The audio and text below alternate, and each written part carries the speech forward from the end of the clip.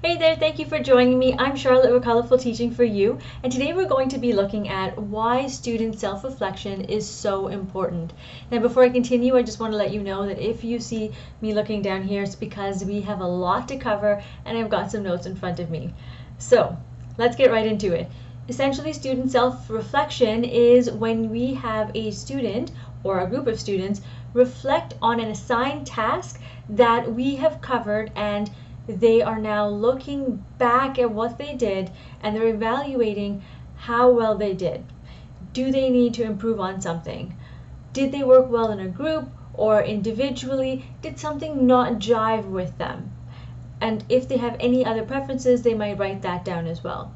And a lot of the times, which I did not write in my notes, was, and I'm going off the cuff here, is I really enjoy asking them for evidence, especially my older students. I don't do it for my primary students, but I definitely ask my intermediate and high school students to give me evidence of their learning.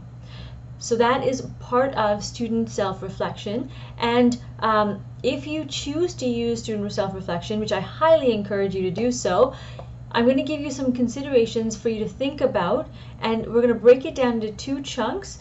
We're going to look at who are the two main people that it benefits, and then we're going to look at one quick actionable step that you can take right away. So the first group of people that it actually helps out is the students. So the way it helps them is that it gives them the ability to reflect on what they've worked on and really understand what they need more support with. It also gives them a voice in their learning and allows them to tell us what they liked or did not like about a specific topic or project. It gives them ownership over their learning. It shows us what they choose to write about. What exactly did they choose to focus on? And with that, like I mentioned earlier, evidence. So if they're saying, I worked on this, well, show me your evidence. I'm really strong with this, or I really did not work well with this part. Show me your evidence, right? So that's where the ownership comes into play. It's also really important for them if they are using, if you're using this in a portfolio or in a report card, because if you're creating a portfolio, especially for your older kids, they do need to have evidence of their learning. The fourth step is it gives them room to really improve their engagement. It improves their achievement and their behavior. And it really, if you incorporate this on a regular basis, you'll see a drastic change in their behavior and their ability to think.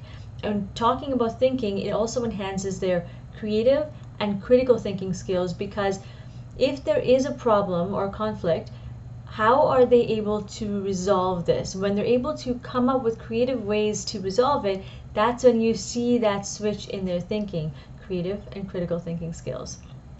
And we've talked about critical thinking skills a couple weeks ago. So I will link to that as well in case you want to go and take a look at how to develop critical thinking skills as well. Okay, and the next step is it also helps them figure out what learning style works best for them. Is it individually, or do they prefer working in groups? And with that, you as an educator get to see what works for them as well. So we're now moving on to the second part, or the second group of people it helps, which is you as a teacher. So as a teacher, it allows you to really take what they've said, their voice, and put it in the report card. So I actually will take, and I quote segments of what they've written, and I actually will write it into my report card. So you can use their voice right away. The second thing is it gives you clear evidence of when you are trying to communicate with parents or involve parents. Because let's face it, parents do like being, not all, but most parents, or a lot of parents, enjoy being a part of their students' learning, and they want to see where their child has started and where they're going, right? That growth. So having that evidence, being able to say, okay, well, this is what your child has stated, here is the evidence that they have collected, okay? And then the next one is it gives you the tools to really refine your teaching. You're looking at what do they need help with, and how can I reteach this lesson to make sure that I reach as many students as I possibly can. And then you're also looking at how it can form a deeper relationship for you and your students, because when you understand where they're coming from, what they're struggling with, what they feel they've succeeded with, you can celebrate their successes, their victories with them, and support their learning in a very systematic way. So they can see that you care about them. They'll see that you've read what they've written down and that you have come back and you're here to help them. Okay, so those are the two groups of people that it supports. Now, what can you do? How can you come up with these questions? Because it's not the easiest thing in the world to just come up with a question for different lessons. So what I've done for you is I've created a done for you step-by-step bundle, one for primary grades and one for the intermediate or high school grades, and it gives you questions or statements, mostly I statements, so that your children take ownership of their learning and they get to write or draw about their learning. And that's one part of the reflection. You also have another segment where you've got emoji segments, you've got task cards, you've got a variety of different forms for them to be able to take that same concept and you can reuse it and show growth over time. So it comes with reflections and assessments so that you are able to use whichever you want for portfolios, for report cards, and so forth. Okay, and I will link to that in the description as well. Now, let's recap really quickly because we've covered a lot. What we've talked about is what is self-reflection, why is it important, who are the two groups of people it is relevant to, which is teachers and students. Well, we talked about students first and then teachers.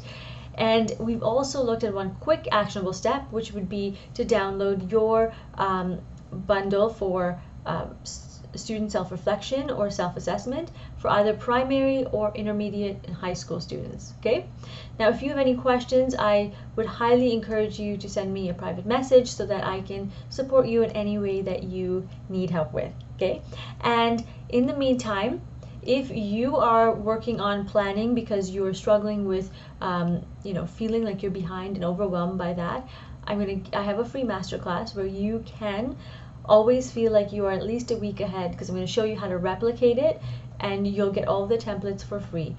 Now, I'll link to that in the description as well. If you have any questions, again, send me a message. In the meantime, if you enjoyed this video, please do share this with your friends and loved ones. And I will see you again, same place, same time. Remember to create, experience, and teach from the heart. Take care, my friends. Bye.